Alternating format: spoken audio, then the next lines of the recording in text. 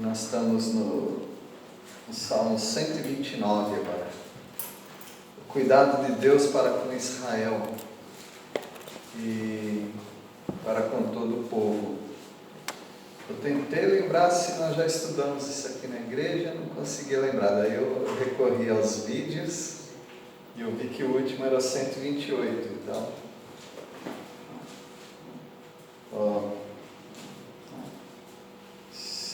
se o Joãozinho não pulou nenhum, então é esse mesmo. O cuidado de Deus. Alguém aqui duvida do cuidado de Deus? Eu teria medo de falar que Deus não cuida de mim. Seria um grande desafio a gente levantar uns para os outros. Você tem coragem de dizer que Deus não cuida de você? Dá até medo de um pensamento desse. Porque Deus sempre cuida de nós. E de diversas maneiras Deus cuida de nós. Ele cuida na alimentação, na saúde, Ele cuida na nossa integridade física, Ele cuida na nossa vida espiritual, na nossa vida familiar. Não tem como você dizer que Deus não cuida. Talvez nem tudo é como você gostaria que fosse, mas Deus sempre está cuidando. É só você olhar com mais atenção que você vai ver como que Deus cuida. E Ele prometeu cuidar de Israel, e por extensão nós podemos dizer que Ele está cuidando também da igreja, dos crentes, dos seus servos.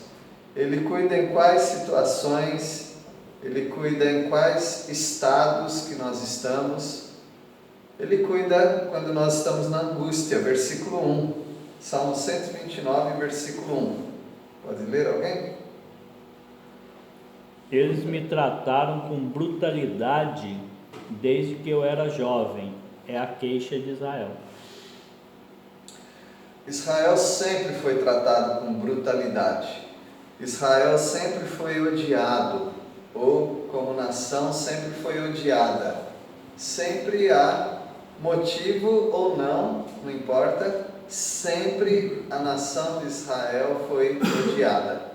A nação de Israel sempre foi abençoada por Deus, e isso por si só já traz uma inveja para os povos. E os povos têm ódio, têm raiva de Israel. Então Israel sempre esteve em angústia. Por exemplo, digamos que José represente a nação de Israel. E de fato, quando a Bíblia fala de Israel, às vezes fala de Efraim e às vezes fala de José. Então José é um símbolo da nação de Israel. E você viu na leitura de hoje como que José foi tratado. Se você pegar o tratamento de José, é exatamente a maneira como Israel tem sido tratado. Jogado no buraco, vamos matar. Aí por alguma intervenção divina, não vão matar mais. Aí vai vender para alguém, vai ser escravo de alguém. E lá Deus vai fazer prosperar. E lá vão querer matar também. Então Israel sempre esteve na mesma situação que José. Mas, como diz o versículo 1, muitas vezes me trataram com brutalidade, com crueldade.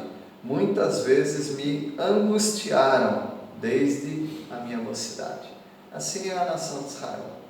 Talvez alguns crentes também tenham passado por isso. Foi citado também de John Bunyan. John Bunyan também foi maltratado, também foi preso, também foi angustiado. Mas o cuidado de Deus sempre está com o seu povo. Deus está com o seu povo cuidando na humilhação, versículo 2, já que o Joãozinho leu, agora a Idene lê. Desde a minha mocidade me angustiaram, todavia não prevaleceram contra mim.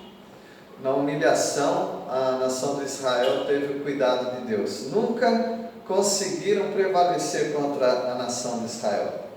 Se pudessem, Israel já não estaria mais no mapa, não estaria mais na terra.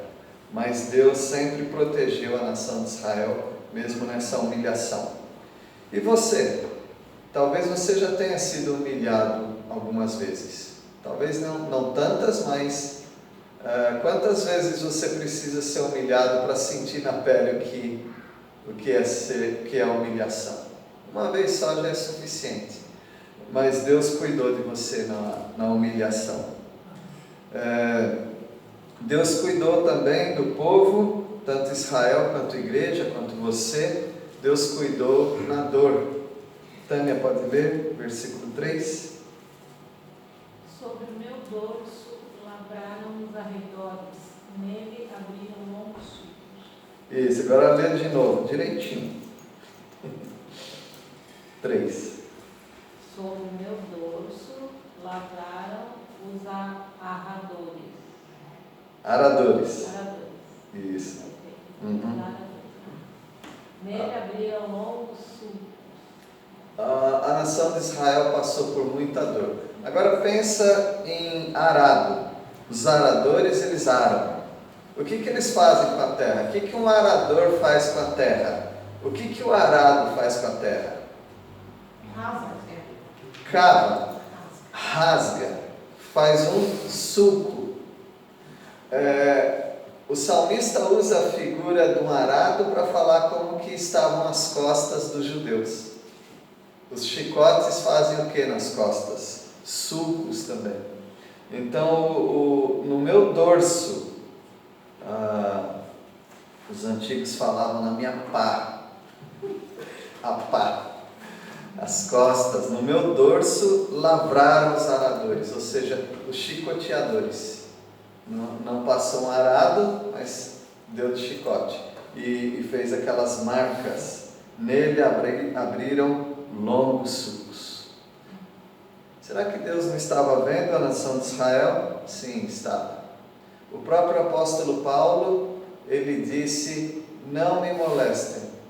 Por quê? Trago no meu corpo as marcas de Cristo. Ele poderia falar: eu também tenho sulcos nas costas, porque ele sofreu 3 chicoteamentos, de 39 chibatadas cada um. Então as costas de Paulo deveria ser uma coisa que não era muito lisinha, as costas dele não. E ele sofreu isso, mas Deus cuidou dele. Pelo menos ele falava que Deus cuidou dele. Ele sentia o cuidado do Senhor. Então eu não tenho apanhado por causa do Evangelho. Nunca aconteceu comigo. Mas eu sei que alguns irmãos têm passado por dor física por causa do Evangelho. Eles têm sido maltratados. Mas até eles, se você perguntar: você tem coragem de dizer que Deus não cuidou de você? Não, de jeito nenhum. Deus sempre cuidou de mim, mesmo que eu passei dor. Deus também cuida do seu povo na opressão, às vezes libertando o povo, não é? Versículo 4. Darcy, pode ler?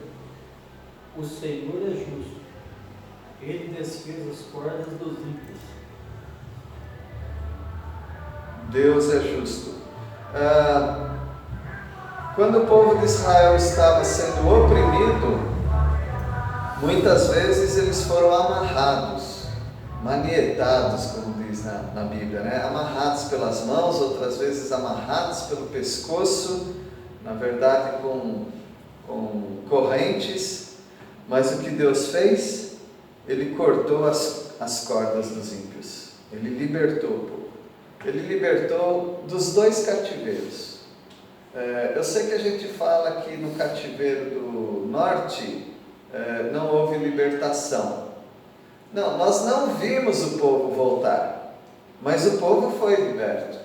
O povo viveu, continuou vivendo. Aquele povo não morreu. Não ficaram apenas 2 tribos de Israel. As 12 tribos de Israel permaneceram. Só que nós temos o registro apenas do povo da Babilônia voltando para a terra. Mas o povo do norte de Israel, que foi para a Síria, aquele povo, de certa maneira, também foi libertado. Simplesmente o povo foi diluído no meio dos outros povos. Mas quando Deus trouxer de volta as tribos na tribulação, serão as 12 tribos de Israel. Então Deus tem cuidado do seu povo na opressão, libertado o povo. E Deus também tem trazido vingança para os povos. Esse não é o tipo de oração que você deve fazer. Nem se você fosse perseguido. Não é o tipo de oração que o crente, depois do Novo Testamento, deve fazer. Nós não pedimos para Deus matar nossos inimigos, para Deus fazer nossos inimigos sofrerem. Mas muitas vezes Deus faz isso mesmo. Deus se vinga mesmo quando nós não pedimos para Ele fazer isso. E um dia Ele vai se vingar de todos os povos. Versículo 5, a Vânia pode ler? Recuem envergonhados e derrotados, todos que odeiam Sião. Então essas pessoas que perseguiram, oprimiram o povo de Deus, que elas sejam envergonhadas. Essa era a oração do crente do Antigo Testamento. Já no Novo Testamento, Jesus ensinou diferente. Se o teu inimigo ele vem com opressão, você não deve se vingar dele. A Bíblia diz isso várias vezes no Novo Testamento com outras palavras, né? Dar pão se ele estiver com fome, dar água se ele estiver com sede, oferecer a outra face. Então é alguma coisa bem longe do que os crentes do Antigo Testamento pensavam sobre a justiça de Deus. Versículo 6, José de Paula, pode ler? Sejam como a erva dos telhados, que seca antes de florescer. Falei, não é possível que ele decorou isso aqui? Mas eu estou falando aqui.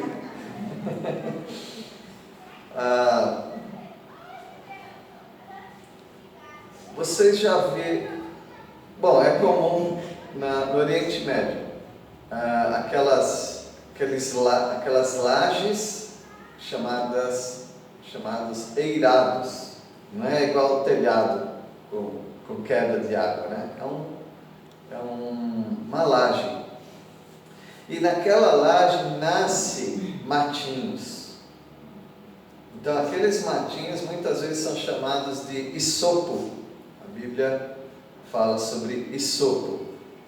Os sacerdotes inclusive pegavam desses matinhos que nascem no chão ou nas paredes, juntavam um punhado deles para mergulhar numa tigela de sangue para aspergir. Purifica-me com isopo. Aquilo é isopo. O salmista está dizendo: sejam envergonhados e repelidos todos os que aborrecem Sião, sejam como a erva dos telhados, que seca antes de florescer. Porque como ela nasce no meio para nós é cimento, né? No meio da cal, do cimento, nas paredes, ela não tem profundidade. Então isso não cresce a ponto de florescer, de virar um arbusto, não. Exceto a goiabeira, né? A goiabeira é incrível, ela nasce nas paredes e continua crescendo e até quebra as paredes. Mas esses matinhos, esses musgos, você pode tirar, inclusive só passando a mão você consegue tirar. Então que esses que estão aborrecendo Jerusalém ou Sião, que sejam assim também, que eles sequem como aquele sopo, que eles se sequem como aquelas ervas daninhas que dá na parede e nos vãos das calçadas. Então Deus ele pode também se vingar dos nossos inimigos.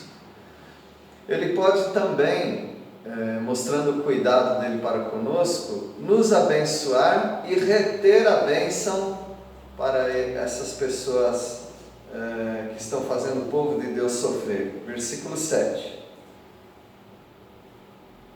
Com a qual não enche a mão o ceifeiro, nem os braços, o que ata os feixes.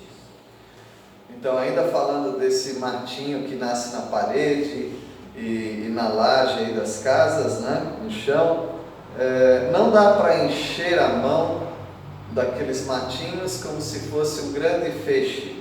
Então, que da mesma maneira eles sejam arrancados e que eles não sejam abençoados com as abundâncias da bênção do Senhor, que são para o povo de Israel e são para o povo de Deus. Essa é a oração do salmista. E ele termina esse salmo falando que Deus cuida do crente, dando uma companhia para o crente. Qual é a companhia que Deus dá para o crente? Você está muito bem acompanhado. Sabe por quê? Da bênção. Deus está te acompanhando com as bênçãos dele. Então esse é o cuidado dele. Se você não tiver, se você tiver algum momento que você acha que não tem amigo nenhum, saiba, você tem um companheiro ou uma companheira chamada bênção do Senhor. Versículo 8. E também os que passam não dizem: a bênção do Senhor seja convosco, nós vos abençoamos em nome do Senhor. Isso é um privilégio de Israel. A nação de Israel é a nação que um dia os povos vão dizer: Deus abençoe essa nação. Assim como o povo de Deus hoje, muitos mesmo, eles dizem ou sentem, né, isso, que Deus abençoe esses crentes. Tem muita gente que gosta dos crentes. Muitas pessoas reconhecem que a bênção do Senhor está conosco. E o que nós fazemos? Nós transmitimos essas bênçãos também para os incrédulos.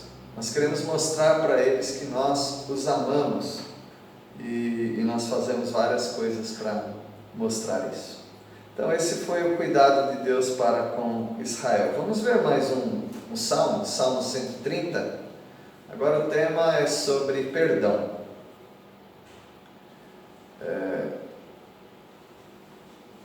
Uma pessoa que precisa do perdão, ela costuma ser profunda nas orações. Quando você peca contra Deus e você sente aquele peso do pecado na sua vida, se você é uma pessoa contrita, ou seja, arrependida, a tendência é que as suas orações elas saem poderosas da sua boca. Você fala para Deus: me perdoe, me ajude, eu estou numa situação que só o Senhor pode me tirar, que é o peso do pecado. Versículo 1, pode ler, João Marcos. Cântico para os peregrinos a caminho de Jerusalém. Das profundezas do desespero, Senhor, clamo a Ti. Das profundezas do desespero, ele clama ao Senhor. Então, quando nós estamos em pecado, eu já estou dizendo que é em pecado por causa do contexto que eu já tinha estudado antes, né? Quando nós estamos em pecado, a nossa oração é muito profunda. Neto, pode ler versículo 2? Escuta, Senhor, a minha voz, estejam alertas os teus ouvidos, as minhas súplicas. Por favor, me ouça, Senhor. Dessa vez eu não venho pedir bênção, dessa vez eu não venho pedir direção, dessa vez eu não venho pedir sabedoria, eu venho pedir perdão. Então, quando nós estamos bem contritos, bem pesarosos por causa de alguma coisa errada que nós fizemos, a nossa oração sai meio que desesperada desse jeito, né? Quem que merece o perdão de Deus? Ninguém merece o perdão de Deus. Jonas, pode ler versículo 3? Se observares, Senhor, iniquidades, quem, Senhor, subsistirá? Ninguém. Quando você começar a pensar que tem pessoas melhores do que você, com certeza tem. Tem pessoa melhor que você na moralidade, na fidelidade, no serviço, na oração. Mas uma coisa você pode estar certo, essa pessoa também, ela tem momentos profundos de contrição ao Senhor. Então não existe ninguém que merece o perdão de Deus. Nós estamos aqui simplesmente pela graça do Senhor, pelas grandes misericórdias dele. Versículo 4, o perdão ele tem um propósito. Por que Deus nos perdoa? Aliás, a pergunta é: por que Deus perdoa o crente se ele já perdoou por atacado? Concordam que ele já nos perdoou por atacado? O crente? O incrédulo, ele tem, cada pecado dele está sendo computado, cada pecado do incrédulo está sendo contado, e ele vai ter que prestar contas de cada palavra que proferiu a boca dele. Mas para o crente não é assim.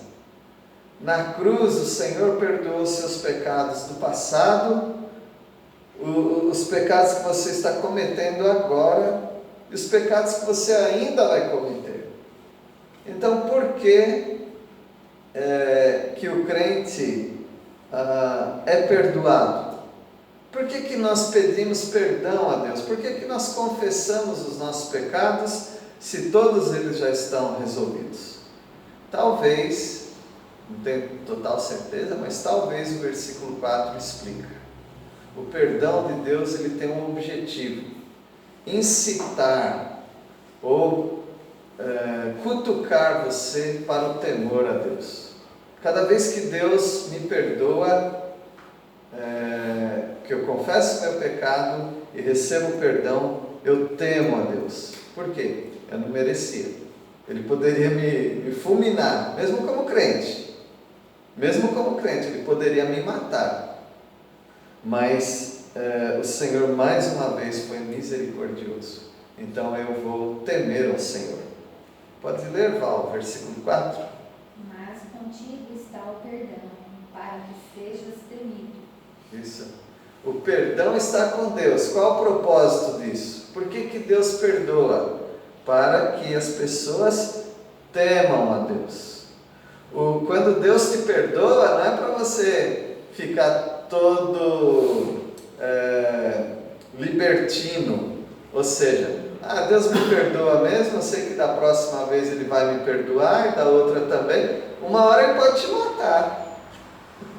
Uma hora Deus pode simplesmente trazer um juízo tão sério contra a sua vida que Ele pode trazer um mal físico, inclusive. Por isso, meus irmãos, cada vez que Deus nos perdoa, nós temos que temer a Deus. Obrigado, Senhor, porque as Tuas misericórdias se renovaram mais uma vez. No versículo 5, o culpado, ou seja, nós, né? Porque todos nós somos pecadores, não merecemos, nem como crentes merecemos o perdão de Deus, mas aquele que é perdoado, ele conta com uma coisa na vida, com as misericórdias do Senhor. Versículo 5, Deise, pode ler? Aguardo o Senhor, a minha alma o aguarda e espero na sua palavra. Isso, eu estou aguardando no Senhor, esperando na palavra do Senhor, ou seja, eu aguardo a misericórdia do Senhor, porque o nosso Deus, ele é um fogo consumidor, mas Ele também é perdoador para aquele que é contrito de coração. Que o Senhor nos mantenha sempre com esse espírito de contrição, ou seja, nós temos que temer, ter medo de ter uma vida arrogante. Versículo 6, quem precisa do perdão de Deus, ele busca o Senhor desesperadamente. Versículo 6, pode ler, Ronaldo? A minha alma anseia pelo Senhor, mais do que os guardas pelo romper da manhã. Eu nunca vigiei à noite, né, como um guarda, mas eu imagino só que alguém numa sentinela, a coisa que ele mais quer é o raiar do sol. Tem que ficar aguardando ali, tentando segurar o sono, né? Eu quero é que acabe logo essa noite. E se você dormir bem à noite, parece que a noite até é curta, né? Mas se você tiver que ficar acordado, é uma eternidade. A noite não passa de jeito nenhum. Ah, vai ler alguma coisa. Você lê, o relógio não anda, parece. Então, quem precisa do perdão de Deus, ele aguarda para ontem esse perdão. Ele aguarda essa paz de espírito, que venha logo essa paz. Eu não aguento esperar. É como um guarda, uma sentinela esperando pelo romper da manhã. Quem é que... Você, né, Joãozinho? Já foi do exército, né? Já fez sentinela? É bravo, não? Pior, tem horários que são piores. Se quiser entrar meia-noite e sair às 2, é um horário agradável, porque daí você dorme até acordar. Vamos entrar às 10, se é meia-noite, 10 às 4 você tem que entrar de novo. Aí, já sofreu com isso então. Versículo 7, quem reconhece o Senhor sabe que só nele há redenção. Tem um momento da sua vida que o peso do pecado começa a te espremer, te esmagar. Aí você sabe, quem pode te ajudar é só o Senhor. Porque o perdão está só com Ele. Muitas pessoas têm tomado um atalho. Às vezes estão culpadas de alguma coisa e elas procuram algum servo de Deus, ou um terapeuta, ou um conselheiro. E com isso, eu estou dizendo só as pessoas que não têm a intenção de confessar pecados. Aí eu vou conversar com o servo de Deus, ele sempre tem uma palavra boa para mim, ele vai me consolar. Eu vou conversar com um conselheiro, que ele vai me dar uns bons conselhos. O que eu não quero é tocar no assunto de pecado. Só que Deus é tão maravilhoso que às vezes você procura uma pessoa dessa e a pessoa, sem saber de nada, ela fala o seu problema. Porque Deus usa pessoas para revelar nossas falhas. E se Deus fizer isso, o melhor que você faz é não rejeitar a disciplina do Senhor. Ele está usando alguém. Às vezes Ele usa até incrédulos para isso, para descobrir o nosso pecado. Então, se você reconhece que você está em falha com alguma coisa, não carregue essa culpa. Confesse ao Senhor. Confesse a Ele. Só nele há perdão. Versículo 7. A Gabriela pode ler? Espere, Israel, no Senhor, pois no Senhor há misericórdia, nele copiosa redenção. Para a nação de Israel e para nós também, individualmente, espere no Senhor. Por quê? Nele há misericórdia. Não importa qual seja o seu pecado, há misericórdia. Não estou dizendo que não tenha consequências. Alguns pecados têm uma consequência muito séria, mas mesmo assim, no Senhor que você encontra misericórdia e copiosa redenção. O que é copiosa? Normalmente se fala copiosa com chuva, né? O que é copiosa? Abundante, farta. Abundante, farta. No Senhor há farta redenção. Você sempre tem um escape pelo Senhor, porque nele há perdão. E o Rafael pode encerrar com o versículo 8. É ele que redime Israel de todas as suas iniquidades. Então, note que esse salmo, às vezes não parece, mas esse salmo está falando de pecado. O clamor do crente aqui é porque ele pecou e ele quer o perdão do Senhor. É Deus quem redime a nação de Israel, é Ele que perdoa as iniquidades. Deus nos abençoe. Nós aprendemos hoje sobre o cuidado de Deus e o perdão de Deus para as nossas vidas. Vamos orar. Agradecemos, Senhor, pelo Teu perdão. Através do Teu Filho amado Jesus Cristo, já somos perdoados de todos os nossos pecados.